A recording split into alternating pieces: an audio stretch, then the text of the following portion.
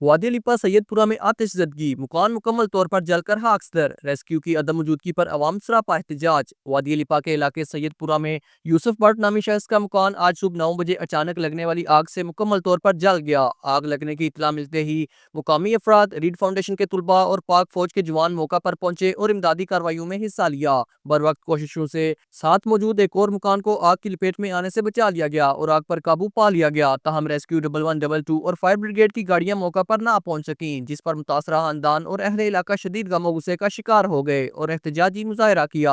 مظاہرین نے main road کو بند کر کے ضلعی انتظامیہ اور ریسکیو اداروں کے خلاف شدید نعرے بازی کی۔ احتجاج کے بعد سڑک پر گاڑیوں کی لمبی قطاریں لگ گئیں اور مسافروں کو شدید مشکلات کا سامنا کرنا پڑا۔ پولیس اور انتظامیہ موقع پر موجود ہیں اور مظاہرین سے مذاکرات کی کوشش کی جا رہی ہے، تاہم ابھی تک سڑک بحال نہ ہو سکی۔ ابتدائی معلومات کے مطابق آگ لگنے کی وجہ بجلی کا شارٹ سرکٹ بتائی جا رہی ہے۔ متاثرین کا کہنا ہے چونکہ مکان مین روڈ پر واقع تھا، اگر فائر بریگیڈ بر وقت پہنچ جاتی تو نقصان کو کم کیا جا سکتا تھا۔ بلدیاتی نمائندگان نے موقع پر پہنچ کر متاثرین سے اظہار یکجہتی کیا اور فوری امداد کا مطالبہ کیا۔ رضوان ایوان، JK نیوز، وادی علیپا۔